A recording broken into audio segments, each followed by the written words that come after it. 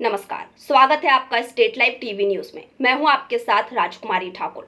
होली के दिन जहरीली शराब पीने से ग्वालियर में 3 लोगों की मौत हो गई थी, जिसके बाद कांग्रेस नेता रामनिवास रावत ने 5 सदस्यीय टीमें गठित की थी और जांच के निर्देश दिए थे।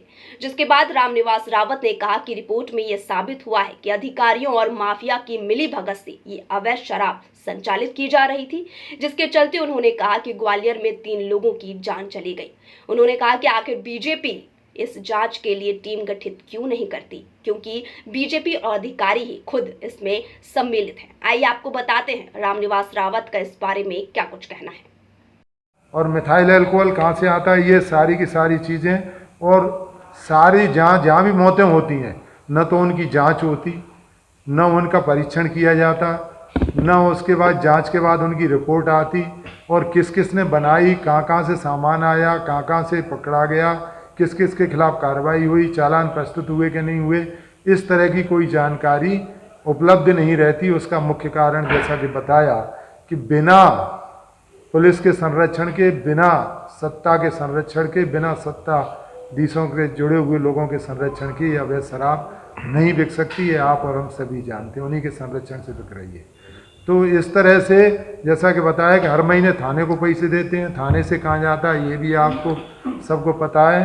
तो इस तरह से लगातार शराब बिक रही है और इसमें कार्रवाई, कठोरतम कार्रवाई होना चाहिए। हमने देखा नए नए लोग, नए नए लड़के, एक लड़का जो असनेट में मरा है, उसके एक तो 3 साल की बच्ची थी, एक 1 साल की बच्ची, और छोटी छोटी बच्चियाँ बेचारी बैठी थी और बड़ा दुर्भाग्य था। उनका दादा रो रहा था तो वो छोटी बच्ची उस दादा को चुप कर रही थी। उसे देख के हमारी आंखों में भी आंसू आ गए। इस तरह की स्थितियां बनती हैं। जब मौतें होती हैं तब काफ़ी हल्ला होता है, काफ़ी पुलिस थोड़ी सी एक्टिव होती है, लेकिन उसके बाद स्थिति वहीं की वहीं पहुंच जाती है। हम चाहते हैं कि पहले तो सरकारी गांवों में शराब बिकना पूरी तरह से प्रतिबंधित किया जाए।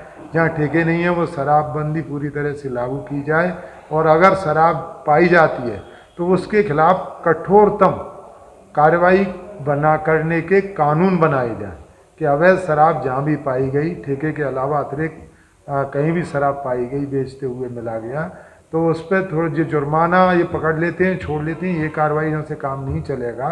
उन्हें कानूनी प्रावधान किया जाए, कम से कम 10 साल तक का कठोरतम कारावास की सज़ा हो। इस तरह की कार्रवाई की जाए, इस तरह का कानून बनाया जाए, प्रावधान किए जाए। और इसी तरह से ये सामान कहाँ से आए, ये सारे का सारा जांच के विषय और जांच के बिंदु हैं। जो परिवार बेघरवार हो गए उनको भी सहायता दिया जाए और प्रदेश में नशा मुक्ति जनजागरण अभियान व्यापक रूप से चलाया जाए। और जो बीजेपी के नेता नशा मुक्ति की बात करते हैं और शराब के साथ साथ जो जहरीले व हानिकारक पदार्थ हैं वो मिलाए जाते हैं, वो कहाँ से आते हैं, कौन मिलाता है, उस पर कानूनन प्रावधान किया जाए कि इस तरह के अगर पदार्थ पाए जाते हैं, सिद्ध हो जाता है कि जो व्यक्ति मिला रहा है, उस पर आजीवन कारावास या मृत्युदंड तक की सज़ा का प्रावधान हो, जिससे जहरीली शराब बनाने की कोई हिम्मत न कर सके।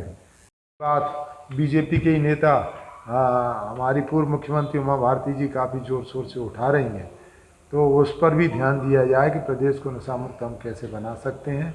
और प्रदेश में सरकार और सत्ता के, प्रशासन के और पुलिस प्रशासन के गठजोड़ से उनके संरक्षण में जो अवैध शराब का कारोबार फल फूल रहा है, जहरीली शराब बनने का काम हो रहा है। मुरैना में तो 28 लोगों की मृत्यु हुई, 28 महिलाएं, हमारी बहनें विधवा हो गई। बड़े दुर्भाग्य की बात है। तो इस तरह से जो अवैध शराब का कारोबार चल रहा है, ये तुरंत बंद होना चाहिए।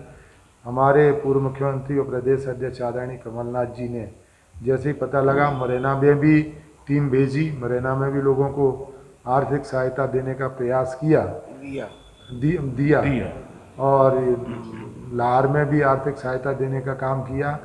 पूरी तरह से हम कांग्रेस मांग करती है कि इस तरह के धंधे तुरंत बंद होना चाहिए और मुख्यमंत्री जी जो कहते हैं वो करें।